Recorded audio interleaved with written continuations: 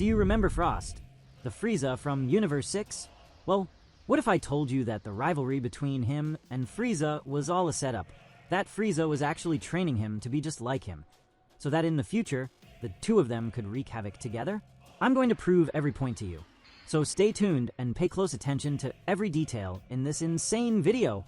Without delay, go subscribe to the channel, leave your like, and turn on the notification bell. You already know that Frost is full of rage, but what you might not know yet is that Frieza thinks far ahead of his time, and of all the Z warriors present. And the best moment for him to act would be now, having been brought back to life through the wish Android 17 made to Shenlong, with a new saga based on Universe 7 coming. Just like Frieza once went to planet Vegeta and made Vegeta go through everything all over again, this time, he'd be visiting Sadala. Except now, Vegeta is a different person. Still, just the possibility of Frost and Frieza destroying another Saiyan planet means Vegeta would have to surpass himself. This could be the perfect setup for a new saga, a transition between past and future. But how could Frost be capable of doing such a thing? Of becoming a threat equal to the current strength of the Saiyans from Universe 7, and even those of Universe 6? Let's understand how. So guys, we have that moment during the Tournament of Power when Frieza betrayed Frost.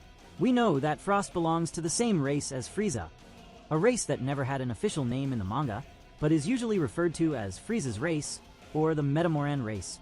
Like Frieza, Frost has multiple forms. The base form, the final form, and a bulky, muscular form similar to what Trunks used against Cell. Physically, Frost is practically a clone of Frieza, with a bluish tone instead of Frieza's white and purple. At first, Frost presents himself as a noble, diplomatic, and heroic warrior who resolves conflicts in his universe and seeks peace. This causes confusion and even some admiration from Universe 7 characters, especially because he seemed so different from Frieza. But then his mask fell, and during the tournament, something major happened. Frieza revealed his golden form, telling Frost that if he trained, he too could achieve it. Then, Frieza betrayed Frost, who tried to attack from outside the arena, and was erased on the spot. Since Frost was erased by Zeno directly, and not as part of Universe XS elimination, the question was whether he'd be included in Android 17's wish, since 17 was the last one standing in the arena. But the answer is yes. Frost was restored along with Universe 6. Even though he was specifically erased by Zeno, 17's wish encompassed all living beings from the erased universes, and Frost was part of Universe 6.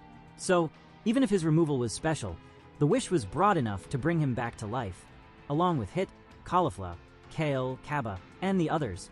This is also indirectly confirmed by official sources and Dragon Ball Super encyclopedias, which state that all warriors from the erased universes were restored.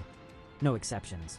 With that said, we can understand that he would be the perfect villain for a new saga set in Universe 6, a parallel to Frieza, who destroyed planet Vegeta at the beginning of Dragon Ball Z.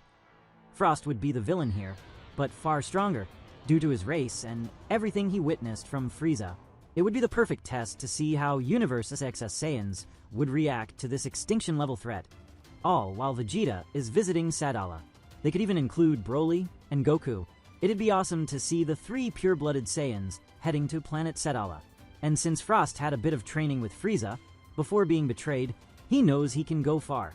Now imagine what if, by some twist of fate, Frieza also went there. Maybe through a request to another god of destruction, or maybe via a rivalry between Kampa and Beerus. Kampa knows Universe 7 is very strong, and Frieza could emphasize that and strike a deal. He'll train Frost to become powerful enough to eliminate the Saiyans of Universe 7. But that plan would backfire, and Frost would act on his own, doing whatever he wanted, with Frieza's help. Plus, his rage toward Goku, Vegeta, and the others would give him the motivation for revenge that this saga needs to really shine. We'd get to see how strong Frost can become. Who knows, maybe even a form beyond Golden. He could start with that form, proving that no matter where they are, Frieza's race is incredibly strong and full of potential. But judging by the Saiyans of Universe 6, who might even have greater potential than the ones from Universe 7, it's fair to say that Frost could have even more potential than Frieza. I'll get back to that point in a bit. For now, the real question is, where would this saga lead? It could bring internal conflict for Vegeta, as he watches his race face extinction once again. That could fuel his ultra ego, possibly leading to a new form. an evolution of Ultra Ego, just like Super Saiyan Blue evolved into Blue Evolution. Even Goku and Broly would grow to respect him more as a true leader who puts his race and pride above all, willing to fight to prevent the same tragedy from happening in Universe 6. But then Frost might reveal, who knows, a black form. That would crush all hope. Emphasizing Frost as a major threat against the Saiyans would be incredible. We'd get more information about the Saiyan race, and more discoveries about Frieza's race too. Frost could explain what it's like, what their hierarchy is, and maybe even introduce King Cold or his brothers. That could be a reference to Cooler. Maybe he even becomes canon in this saga, or in an upcoming movie. He might appear as a villain, and then Frost comes to avenge him, or the other way around. That would be insane. After all, Dragon Ball's story has always been a dance between warrior races and extraordinary individuals. But few comparisons are as intriguing as the parallel between the Saiyans and Frieza's race. Both groups are almost symbiotically tied to war, domination, and constant growth, but each follows a very different path.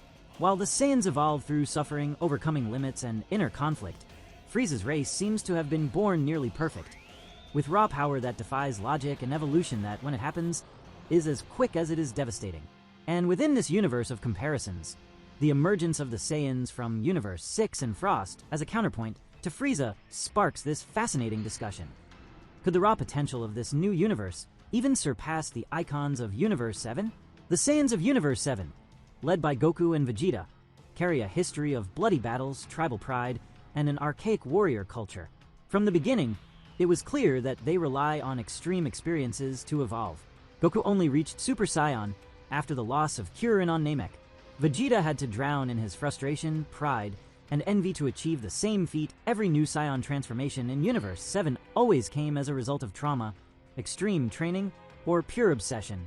It's as if pain was the essential fuel of the species, something almost biological. On the other hand, the Saiyans from Universe 6, like Kaba, Caulifla, and Kale, present a completely different approach. They are calm, more centered, and do not carry that destructive past. They live in a modern, organized society, without conquered planets, without genocide under the command of tyrants. And maybe that's why their evolution is more fluid, less hindered by internal conflicts. Kind of like the hybrids Trunks and Goten, you know? With more S cells in them, and with a huge capacity to learn quickly. When Caulifla reaches Super Saiyan with just a few instructions, or when Kale reveals her Berserker mode without even understanding what's happening, we see there's a natural ease there, almost a genetic predisposition to reach states that the Saiyans of Universe 7 only accessed through enormous suffering. It's as if the race had evolved, refined over time. More emotional lightness, more inner control, and this could represent not just a leap in power, but in biological efficiency. This contrast between evolution forced by pain and spontaneous evolution by instinct opens space to reflect on the race of Frieza and Frost. Unlike the Saiyans, members of Frieza's race are already born with destructive power of absurd proportions. Frieza himself had never trained in his life, and was still the strongest being in the universe, until Goku and company began to catch up to him. It was only after his return, in Resurrection, that he trained for the first time for 4 months, and reached the golden form, something that shocked even the gods of destruction. What does that tell us? That biologically, his race is far above the universal average, but pride, arrogance, and lack of necessity prevented him from exploring that potential. He is a kind of genius who never studied, because he always got top marks without trying. But when he actually starts training, like when he appears as Black Frieza after 10 years in the time chamber of another universe, he transforms into something so monstrous that not even Goku and Vegeta together can touch him. Now, think about Frost, who is from the same race. He has the same genetic traits. He started with a calmer, almost heroic appearance, but revealed himself to be a manipulator, cunning, ambitious, just not more than Frieza himself due to his backstory. In that area, Frieza gives a masterclass, because he acts from the shadows, lies, deceives, seduces with words. But unlike Frieza, who ignored training until recently, Frost may have the spirit of an apprentice disguised as a wolf in sheep's clothing. He was bothered to see that Frieza was more powerful. He resented it, and it was precisely this discomfort that may have planted in him the desire to grow. At a certain point after the tournament in Dragon Ball Super, Frost tries to train to reach his own version of the golden form, even if he doesn't master it well. This shows something important. He wants to surpass his own limits, and that, in the world of Dragon Ball, is the first step to true evolution. And this movie could bring him in golden form and even more advanced. Not stronger than Frieza, I don't believe that, because the black form is overwhelming. But it will be something that will surely make Vegeta awaken to it. And it will be an introduction to Frieza after this journey in Universe 6, which has a lot to be explored in the manga. Who knows? This might also start in a movie, just like they did with Broly. Now, if we combine all of this with the natural potential of Frieza's race, the growth instinct of the Saiyans from Universe 6, and Frost's silent ambition, along with the humiliation he endured and kept to himself, we begin to see a real scenario where Frost could, yes, one day surpass Frieza. Because, unlike the tyrant of Universe 7, who spent eras relying on his own superiority, Frost lives in the shadows. He needs to prove himself. He has anger, desire, thirst for revenge. If he could find a mentor or a training method similar to Frieza's in the time chamber, or even follow his own path mixing intelligence, strategy, and physical improvement, he could develop new forms never seen before. Maybe even something like a Frost Black, with unique characteristics. But I think they would bring something else. Even if it's a new Saga, it's still too early for him to surpass Frieza. That would be too insane and unfeasible for Goku, Vegeta, and the Saiyans from Universe 6. What defines power in Dragon Ball is not just blood, but the desire to break limits. The Saiyans of Universe 6 have shown that there are faster and more intuitive ways to evolve. Maybe Frieza's race also has a similar evolutionary path, and Frieza is only now beginning to explore it. If Frost manages to find that path before being destroyed again, he could become a threat even to the gods of destruction. After all, what Frieza did in 10 years of training shows that his people have absurd potential. And being of the same blood, Frost has the raw material. What he lacked was the shock of defeat, the direct confrontation with his own inferiority, and that he already had. Now he has a motive, and motive, in Dragon Ball, is what turns a nobody into a legend. In a universe where Saiyans have become gods, a warrior from Frieza's race still has room to surpass them, if he knows how to walk at his own pace. Frost may not be the most powerful villain today, but maybe he's the most unpredictable, and that, as we've seen before, is the kind of threat the universe takes seriously. And it would be the perfect script for this new saga and this new cycle. And maybe in the future, even Frieza could be part of this saga in the manga after the movie and join Frost himself, revealing that everything was part of a plan for the future. In Dragon Ball Super, anything can happen. All we can do now is wait.